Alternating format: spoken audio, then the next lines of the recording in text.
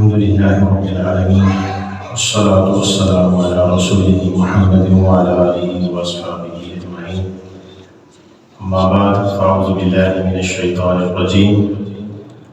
بسم الله الرحمن الرحيم. ولا يغتب بعضكم بعضا أيحب أحدكم أن يأكل لحم أخيه ميتا فكرهتموه. صدق الله ومولانا العظيم وصدق رسوله النبي الكريم الأمين. إن الله وملائكته يصلون على النبي يا أيها الذين آمنوا صلوا عليه وسلموا تسليما. الصلاة والسلام عليك يا سيدي يا رسول الله. الصلاة والسلام عليك يا سيدي يا حبيب الله. الصلاة والسلام عليك يا سيدي يا نبي الله وعلى آلك وأصحابك يا سيدي يا نور الله. فرمان مصطفیٰ صلی اللہ تعالیٰ علیہ وآلہ وسلم میں حدیث پاک مفہوم ہے حال شب جمعہ اور بروز جمعہ، جمعہ کی مغرب تک اللہ تعالیٰ کے کچھ خاص فرشتے اللہ تعالیٰ کے حکم سے آسمان سے زمین پر اترتے ہیں، جن کے ہاتھوں میں سونے کے قلم اور چاندی کے صفحے ہوتے ہیں، پیج ہوتے ہیں. جو میرے آقا صلی اللہ علیہ وسلم کا غلام شب جمعہ اور بروز جمعہ آقا علیہ السلام کی ذات پر درود پاک پڑھتا ہے، جتنی دفعہ پڑھتا ہے ان درود پاک پڑھنے والوں کے ناموں کو لکھ کر وہ مغرب تک وہ سب کلوز کر کے رب کی بارگاہ میں جا کر پیش فرما دیتے ہیں. سبحان اللہ. کہ اللہ فلاں بن فلاں نے تیرے محبوب علیہ السلام پر شب جمعہ اور بروز جمعہ اتنا درود پاک پڑھا ہے. صلو علی الحبیب صلی اللہ تعالی علی محمد صلی اللہ علیہ وسلم. تو اللہ تعالیٰ کی بارگاہ میں دعا ہے اللہ ہم سب کو آقا کی بارگاہ میں کثرت سے محبت سے زیادہ درود پاک پڑھنے کی توفیق عطا فرمائے. آمین.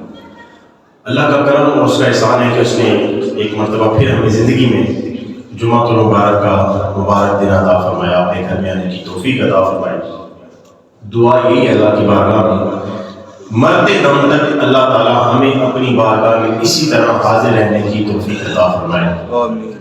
اور جب وقت آخر آئے تو اللہ تعالیٰ ہمیں ایمان کی موت عطا فرمائے اور خاتمہ ایمان پر فرمائے. سب کہہ دیجیے آمین. آمین. میں نے آپ کے سامنے 26 پارے کی ایک آیت کریمہ تلاوت کرنے کا شرف حاصل کیا ہے، جس میں اللہ تبارک و تعالیٰ ارشاد فرماتا ہے وَلَا يَغْتَبْ بَعْضُكُمْ بَعْضًا أَيُحِبَّ أَحَدُكُمْ أَن يَأْكُلَ لَحْمَ أَخِيهِ مَيْتًا فَكَرِهْتُمُوهُ. میرے آقا اعلیٰ حضرت امام محمد رضا خان علیہ رحمۃ الرحمن اپنے شرح فات ترجمہ کنز ایمان اس آیت کریمہ کا ترجمہ کچھ یوں کرتے ہیں اور ایک دوسرے کی غیبت نہ کرو. کیا تم میں کوئی پسند رکھے گا کہ اپنے مرے بھائی کا گوشت کھائے تو یہ تمہیں گوارا نہ ہو. تو میرے محترم پیسہ بھائی، آج کا موضوع میرا غیبت ہے. ایسا یہ موضوع ہے کہ شاید ہی کوئی خوش نصیب ہو کہ جو اس بیماری اور اس گناہ سے بچ سکے، جس کو ہم بالکل ہلکا لیتے ہیں. جب کبھی محفل سجے، جس کی محفل سجے غیبتوں کے ہم بار لگا دیتے ہیں، اور اس کی کتنی سخت مذمت کی گئی ہے. اور قرآن پاک میں اس کے متعلق اور حدیث پاک میں آپ سنیں گے تو اللہ تعالیٰ بس سن کر ہمیں عمل کی بھی توفیق عطا فرمائے، رونگٹے کھڑے ہو جائیں گے کہ اللہ تعالیٰ یہ اپنی پاک کلام میں ارشاد فرمایا ہے اور ایک دوسرے کی غیبت نہ کرو. کیا تم میں کوئی پسند رکھے گا کہ اپنے مرے بھائی کا گوشت کھائے؟ تو کوئی اپنے مرے بھائی کا گوشت نہیں کھا سکتا، تصور بھی نہیں کر سکتے. اور اللہ فرمانے لگا تو یہ تمہیں گوارا نہ ہوگا، یہ تم گوارا نہیں کر سکتے کہ اپنے مرے بھائی کا گوشت کھاؤ. اتنی یہ جو ہے سب قسم کا یہ گناہ ہے غیبت کرنا. پھر میرے آقا صلی اللہ علیہ وآلہ وسلم کی بھی اس پر حدیث ہے. تو غیبت کرنا کس قدر بڑا گناہ ہے اور غیبت کرنے والا کتنی عظیم عذاب میں مبتلا ہوگا. ملاحظہ کیجیے کہ کہ مسلمان پر مسلمان کی عزت واجب ہے۔ اللہ کے حبیب، ہم بیماروں کے طبیب محمد مصطفیٰ صلی اللہ تعالی علیہ وآلہ وسلم کا فرمانے مشک بار ہے۔ صحیح مسلم کی مشکاشفت القلوب میں بھی یہ روایت نقل ہے، حدیث پاک ہے۔ میرے آقا صلی اللہ علیہ وسلم فرماتے ہیں کل المسلم علی المسلم حرام دمہ ومالہ وعرضہ، یعنی ہر مسلمان پر دوسرے مسلمان کا خون، مال اور عزت حرام ہے۔ حدیث شریف میں صاف ظاہر ہے، صاف طور پر ظاہر ہے کہ مسلمان کو چاہیے کہ مسلمان کے جان و مال اور اس کی عزت آبرو کی حفاظت کرے۔ یہ میرا آقا کا فرمان ہے کہ مسلمان بھائی کی اپنے جان مال کی بھی حفاظت کرے اور عزت کی بھی حفاظت کرے۔ اور وقت اتنا نازک آ چکا ہے کہ اسی مال و دولت کی خاطر مسلمان کا گلا کاٹ رہا ہے۔ چند جو ہے دنیا کے روپوں اور پیسوں کی خاطر مسلمان کا قتل کر رہے ہیں، یہ تو عام ہو چکا ہے۔ لیکن یہ جو غیبت کرنا، یہ اگر دیکھا جائے تو شاید ہی کوئی مجلس محفل ایسی ہو جب لوگ بیٹھے ہوں گپ شپ کے لیے، چاہے عورتیں ہوں چاہے مرد ہوں، کوئی اس گناہ سے بچ سکے۔ کوئی نہ کوئی ٹاپک پر کسی نہ کسی کی بات ہم چھیڑ لیتے ہیں اور اس کے خلاف باتیں کرتے ہیں۔ اب سنیے کہ اللہ کے محبوب پیارے آقا مدینے والے مصطفیٰ صلی اللہ علیہ وآلہ وسلم نے فرمایا کہ اپنے آپ کو غیبت سے بچاؤ، بے شک غیبت زنا سے بڑا گناہ ہے۔ غیبت زنا سے بڑا گناہ ہے، کیونکہ ایک آدمی زنا کے بعد توبہ کرتا ہے تو اللہ تعالیٰ اس کی توبہ قبول کر لیتا ہے۔ اور غیبت، پھر حدیث پاک میں میرا آقا فرمایا غیبت کرنے والے کی بخشش اس وقت تک نہیں ہوتی جب تک وہ شخص معاف نہ کرے جس کی غیبت کی گئی ہو۔ یعنی زنا کرنے والا جب توبہ کر لیتا ہے نا سچے دل سے اللہ سے کہ یا اللہ میں نے گناہ کیا، مجھے معافی عطا فرما، اللہ معاف فرما دیتا ہے۔ لیکن اگر غیبت جس کے بارے میں ہم نے کی ہے اس سے معافی نہیں مانگیں گے تو ہمیں معافی نہیں ملے گی۔ اور اللہ کی پناہ، ہزار بار اللہ کی پناہ کہ زنا کتنا برا فعل اور کس قدر عظیم گناہ ہے، مگر اس سے برا اور بڑا جرم کرنا یہ غیبت ہے۔ غیبت کا گناہ زنا سے بھی بڑا جزا ہے۔ اے غیبت کرنے والے تو کتنا برا اور کس قدر بڑا گنہگار ہے۔ غور کر کہ حدیث پاک میں غیبت اور تہمت کی تعریف میں میرے آقا مدینے والے مصطفیٰ صلی اللہ تعالی علیہ وآلہ وسلم نے صحابہ کرام علیہم رضوان سے ارشاد فرمایا کہ کیا تم جانتے ہو غیبت کیا ہے؟ تو عرض کیا کہ اللہ و رسولہ عالم، اللہ تعالیٰ اور اس کے رسول ہی بہتر جانتے ہیں۔ میرے آقا صلی اللہ علیہ وآلہ وسلم نے ارشاد فرمایا غیبت یہ ہے کہ ذکر کا اخوا کا بما یکرہ، یعنی تم اپنے بھائی کا اس طرح ذکر کرو جس کو وہ ناپسند کرتا ہے۔ یعنی کسی کے بارے میں اگر ایسا ذکر کیا جائے کہ اس کے سامنے اگر وہ ذکر کیا جائے تو وہ ناپسند کرے، یہ غیبت ہے۔ پھر پوچھا گیا یا رسول اللہ صلی اللہ تعالی علیہ وسلم اگر وہ بات اس میں موجود ہو، یعنی کسی کے بارے میں وہ بات کرتا ہے، اس کی برائی کرتا ہے، غیبت کرتا ہے اس کے بارے میں، تو میرے آقا صلی اللہ علیہ وسلم نے فرمایا اگر تو وہ بات اس میں موجود ہو تو آقا کریم صلی اللہ علیہ وسلم نے فرمایا جو بات تم کہہ رہے ہو اگر وہ اس شخص میں ہو تو تم نے اس کی غیبت کی، یعنی جو برائی اس کی بیان کی جا رہی ہو اگر تو اس میں ہے تو تم نے غیبت کی، یہ بھی گناہ ہے۔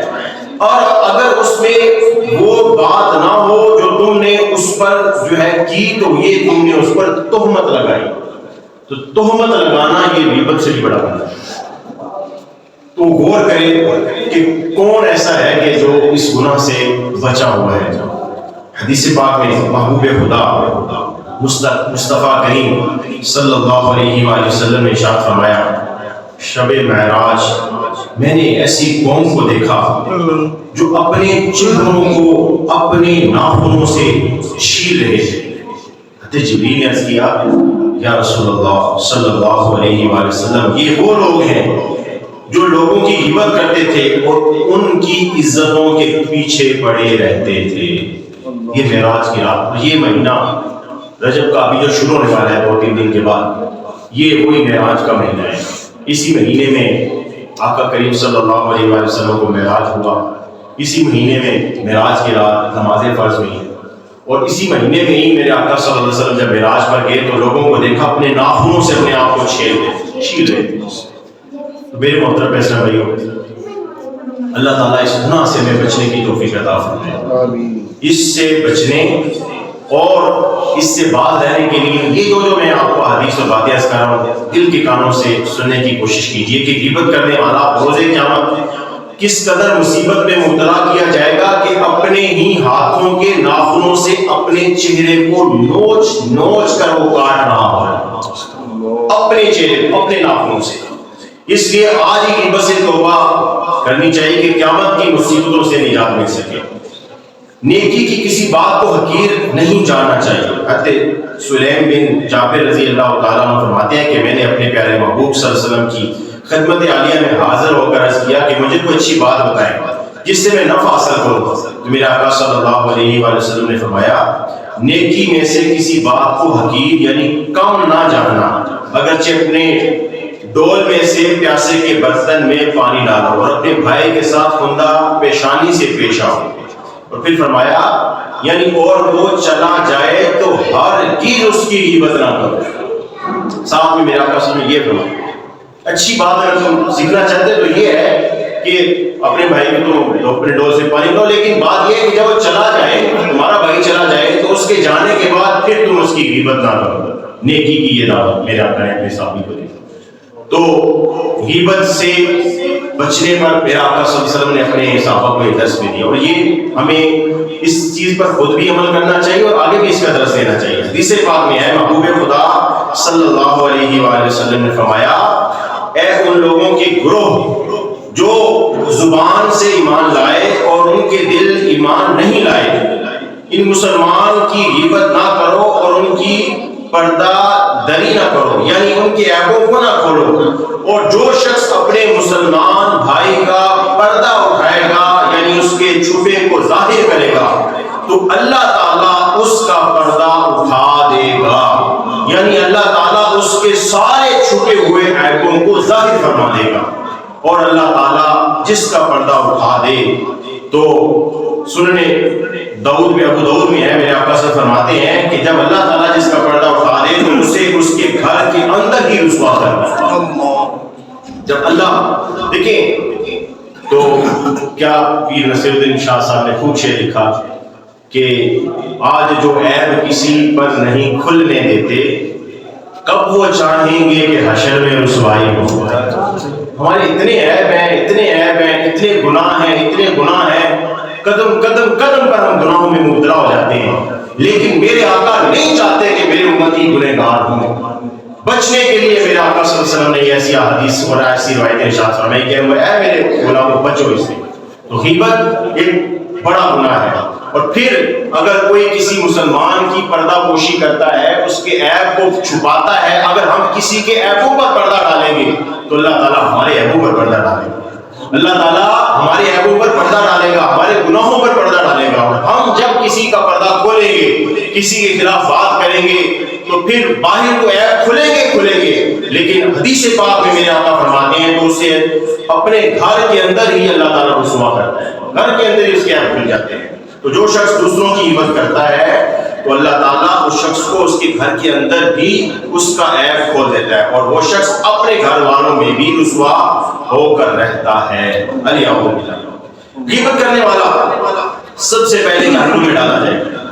نائب مصطفیٰ حجت الاسلام امام محمد غزالی رحمۃ اللہ تعالی علیہ فرماتے ہیں، منقول ہے کہ اللہ تعالیٰ نے حضرت موسیٰ علیہ السلام کی طرف وحی بھیجی کہ جو شخص غیبت سے توبہ کرتے ہوئے فوت ہو جائے تو وہ جنت میں سب سے آخر میں داخل کیا جائے گا. اب غیبت سے توبہ کر کے فوت ہوا، جنت ملی تو یہ نہیں کہ ڈر جائے گا جلدی جائے گا، نہیں، توبہ کرنے پر بھی اس کو جنت میں آخر میں بھیجا جائے گا. جو توبہ کیے بغیر دنیا سے چلا گیا، غیبت کرتے کرتے دنیا سے چلا گیا، سوچیے اس کا کیا بنے گا۔ اور پھر فرمایا اللہ تعالیٰ نے موسیٰ علیہ السلام کی طرف وحی کی، فرمایا اور جو شخص غیبت کے گناہ کی حالت میں فوت ہو وہ جہنم میں سب سے پہلے ڈالا جائے گا۔ یعنی اگر توبہ کر کے فوت ہوا تو جنت میں آخر میں جائے گا، لیکن توبہ کیے بغیر فوت ہو گیا تو اللہ تعالیٰ نے موسیٰ علیہ السلام کی طرف وحی کی کہ غیبت کرنے والے کو جہنم میں سب سے پہلے ڈالا جائے گا۔ تو محترم پیغمبر، جتنا جلدی ہو سکے غیبت سے توبہ ہمیں کر دینی چاہیے، ورنہ سب سے پہلے غیبت کرنے والا ہی دوزخ میں ڈالا جائے گا۔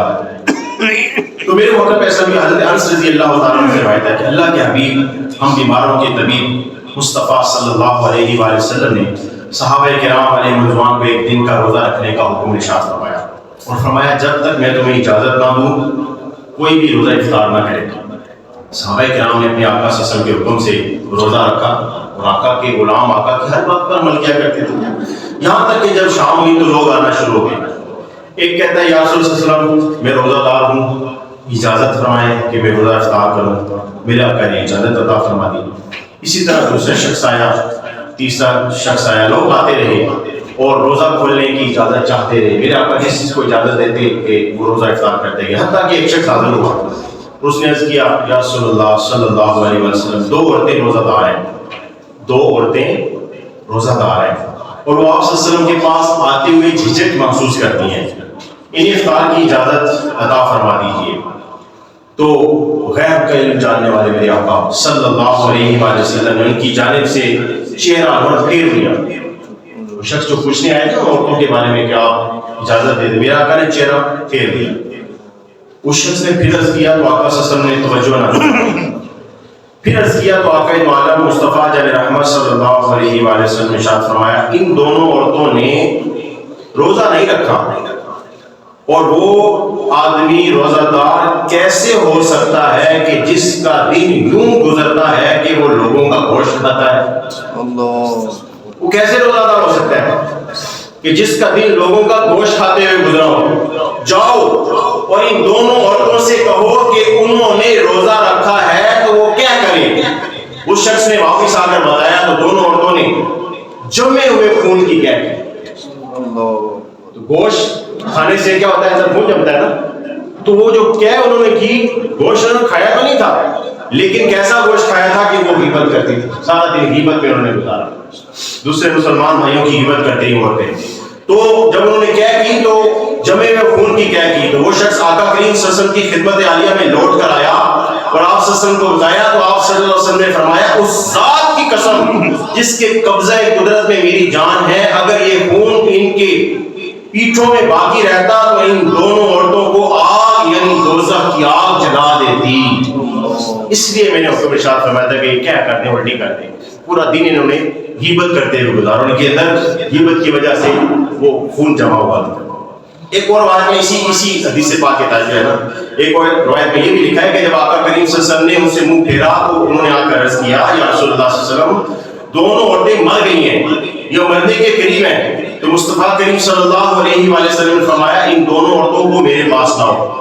اور جب دونوں آئیں تو آقا صلی اللہ علیہ وسلم نے ایک پیالہ منگوایا اور ان میں سے ایک سے فرمایا کہ کیا کرو، تو اس نے پیپ اور خون کی طرح کیا کی، الٹی نہیں الٹی کی نا، اس میں پیپ اور خون تھا، حتیٰ کہ پیالہ بھر گیا۔ دوسری عورت سے فرمایا تم بھی کیا کرو، تو اس نے بھی اسی طرح کیا کی۔ تو آقا کریم صلی اللہ علیہ وسلم نے فرمایا ان دونوں عورتوں نے اس چیز سے روزہ رکھا جو اللہ تعالیٰ نے ان کے لیے حلال فرمائی، اور اللہ تعالیٰ نے جو کچھ حرام کیا ہے اس کے ذریعے روزہ توڑ دیا، یعنی دونوں بیٹھ کر لوگوں کا گوشت کھانے لگی یعنی غیبت کرنے لگی۔ اب اللہ کے حکم سے روزہ تو رکھا لیکن روزہ توڑا کس سے؟ غیبت کر کے، دوسروں کے خلاف باتیں کر کے۔ سوچئے کون سی ہماری آج کی ایسی محفل بیٹھک ہے کہ جس میں ہم ایک دوسرے کے خلاف باتیں نہیں کرتے؟ جب بیٹھیں تو اللہ تعالیٰ معاف فرمائے یہ کتنا سخت گناہ ہے، احادیث میں بھی اس کا بے شمار احادیث میں تذکرہ ہے، قرآن پاک میں بھی ہے۔ تو میرے محترم اسلام بھائی، غیبت کیسا خراب بدترین گناہ ہے کہ غیبت کرنے والا اپنے پیٹ میں بدبودار خون اور پیپ جمع کرتا ہے تو اللہ تعالیٰ غیبت کے فریب سے ہم مسلمانوں کو اور آقا کے غلاموں کو محفوظ فرمائے. زور سے کہہ دیجیے آمین. غیب دان رسول مصطفیٰ صلی اللہ علیہ وآلہ وسلم نے دیکھا دو شخص جب نماز ظہر یا عصر سے فارغ ہوئے تو آقا صلی اللہ علیہ وسلم نے فرمایا تم دونوں وضو کرو اور نماز دہرا لو اور روزہ پورا کرو, دوسرے دن اس روزے کی قضا کرنا. تو ان دونوں روزہ داروں نے عرض کیا یا رسول اللہ صلی اللہ علیہ وآلہ وسلم ایسا حکم کس لیے دیا گیا ہے؟ تو آقا صلی اللہ علیہ وآلہ وسلم نے فرمایا تم نے فلاں شخص کی غیبت کی تھی اس لیے میں نے تمہیں کہا کہ دوبارہ وضو کر کے نماز پڑھو اور روزے کی قضا کرنا. تو حضرات محترم غیبت عظیم ترین گناہ ہے کہ جس کی وجہ سے نماز اور روزہ اور اعمال خیر کی مقبولیت اور نورانیت جاتی رہتی ہے, اور نماز اور روزہ میں کراہت آتی ہے. لیکن نماز اور روزہ جو ہے جو بھی رکھے اس کو چاہیے کہ پھر روزہ اگر رکھنا ہے تو پھر ایسا روزہ ہو کہ جن حرام چیزوں سے اللہ تعالیٰ خالی کھانے پینے سے بچانا نہیں بتا, باقی جو حرام چیزیں ہیں انسان ان سے بھی بچے. تو عالم ربانی حضرت امام محمد غزالی رحمۃ اللہ تعالیٰ نے غیبت کے بیان کے درمیان جو ہے یہ فرماتے ہیں کہ سود کا گناہ اور مسلمانوں کی عزت پر ہاتھ ڈالنے کے گناہ کے بارے میں بیان کرتے ہوئے فرماتے ہیں کہ حدیث پاک میں حضرت انس رضی اللہ تعالیٰ عنہ سے روایت ہے کہ محبوب خدا محمد مصطفیٰ صلی اللہ علیہ وآلہ وسلم نے فرمایا کہ آدمی تک سود کا جو ایک درہم یوں پہنچتا ہے وہ اللہ تعالیٰ کے نزدیک 36 مرتبہ زنا کرنے سے بھی بڑا گناہ ہے. سود کا ایک روپیہ ایک درہم جس کے پاس آتا ہے اللہ کے نزدیک 36 مرتبہ زنا کرنے سے بھی بڑا گناہ ہے. اور پھر فرمایا کہ سب سے بڑا سود یعنی سود سے بھی بڑا گناہ اگر کوئی ہے تو وہ مسلمان کی عزت پر ہاتھ ڈالنا ہے. مسلمان کی عزت پر ہاتھ ڈالنا. غور کیجئے یہ جھنجھوڑنے والی حدیث ہے. حدیث شریف میں ہے کہ کوئی بھی غیبت کے عذاب اور گناہ کو جو ہے وہ ہلکا نہ جانے اور اس کو جو ہے عام نہ سمجھے کہ سود کا ایک روپیہ جو ہے 36 بار زنا کرنے کے گناہ سے بڑا ہے, تو غیبت کرنا اس سے بھی بڑا گناہ ہے, اس سے بھی بڑا گناہ ہے. حضرت حسن بصری رحمۃ اللہ تعالیٰ نے فرماتے ہیں کہ اللہ کی قسم مومن آدمی کے دین میں غیبت اتنی جلدی سرایت کرتی ہے یعنی اتنی جلدی عاقلہ یعنی بیماری اس کے جسم کو خراب کرتی ہے کہ جتنی کوئی اور بیماریاں اتنا نقصان نہیں پہنچاتی. غیبت اتنی جلدی جسم کو نقصان پہنچاتی ہے, انسان کو نقصان پہنچاتی ہے. حضرت حسن بصری فرماتے ہیں کہ اللہ کی قسم غیبت کھانے کا ایک لقمہ کے پیٹ میں پہنچنے سے پہلے جلد تر یعنی مومن کے دین میں رکھنا یعنی فساد ڈال دیتی ہے. یہ کوئی لقمہ نیچے نہیں اترتا تو جتنا جلدی جو ہے غیبت بندے کو نقصان پہنچاتی ہے.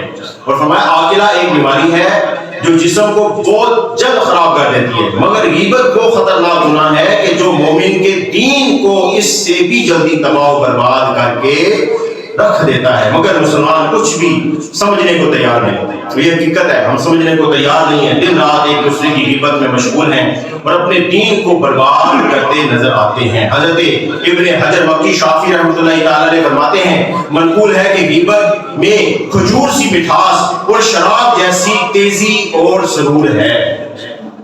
غیبت اور حقیقت دیکھا گیا ایک دوسرے کے خلاف باتیں کرتے ہوئے لوگ بڑے خوش ہوتے ہیں. اس میں جیسے شراب کا نشہ ہوتا ہے نا, اس قسم کی اس کے اندر جو ہے کیفیت ہوتی ہے.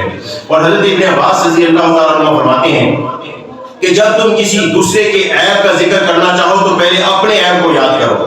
اور حضرت ابو ہریرہ رضی اللہ تعالیٰ عنہ فرماتے ہیں کہ تم میں سے ایک شخص اپنے بھائی کی آنکھ میں دن کا دیکھ لیتا ہے لیکن اپنی آنکھ کا جو ہے شہتر اسے نظر نہیں آتا, کہ اپنی آنکھ میں وہ گناہ نظر نہیں آتا, یعنی وہ چیز نظر نہیں آتی کہ جو ہم کرتے ہیں غیبت کے ذریعے.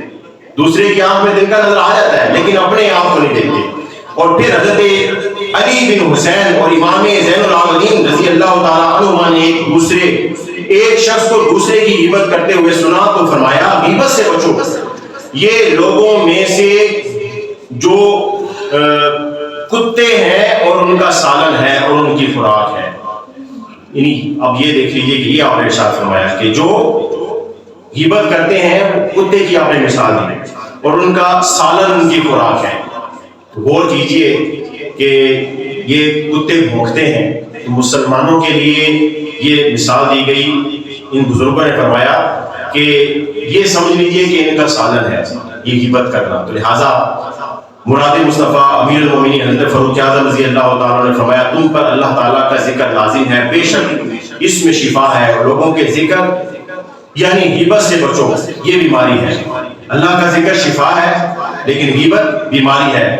ہم اللہ تعالیٰ سے اس کی عبادت کی اچھی توفیق کا سوال کرتے ہیں اور اس بیماری سے بچنے کی دعا کرتے ہیں. لہٰذا ہم بھی دعا بھی کرتے ہیں اور نیت بھی کرتے ہیں کہ انشاءاللہ ہم پیٹھ پیچھے اپنے کسی مسلمان بھائی کی آئندہ کے بعد بدخوئی غیبت نہیں کریں گے. انشاءاللہ کہہ دیجئے انشاءاللہ اونچی بات، کیونکہ یہ زنا سے بھی بڑا گناہ، سود سے بھی بڑا گناہ. اور پھر غیبت کرنے والا جب مرے گا تو سب سے پہلے اسے جہنم میں ڈالا جائے گا. ہم جہنم کا ایک ہلکا سا عذاب بھی برداشت نہیں کر سکتے، بڑا ہولناک عذاب ہے. تو اللہ تعالیٰ اپنے محبوب کے صدقے سے ہمیں ہر گناہ سے محفوظ فرمائے، بالخصوص غیبت یہ جو عام ہے اور اس کو ہم سمجھتے نہیں ہیں، بس کیے جاتے ہیں. اس سے اللہ تعالیٰ میں بچنے کی توفیق عطا فرمائے اور ساتھ ہی ساتھ ہمیں 5 وقت کا پکا نمازی بنائے. زور سے کہہ دیجیے آمین. ہر جمعے پہ میں تقریر عرض کرتا ہوں نمازوں کے بتائیں، لیکن ہم کوتاہی کرتے ہیں. تو نیت کریں کہ انشاءاللہ ہم اللہ کی بارگاہ میں اللہ کے حکم پر عمل کرتے ہوئے اور اس کے محبوب کے حکم پر اور آقا کی حدیث پر عمل کرتے ہوئے اللہ کی بارگاہ میں حاضری دیں گے. پھر دینے سے کیا ہوگا؟ اللہ کی بارگاہ میں جھکیں گے.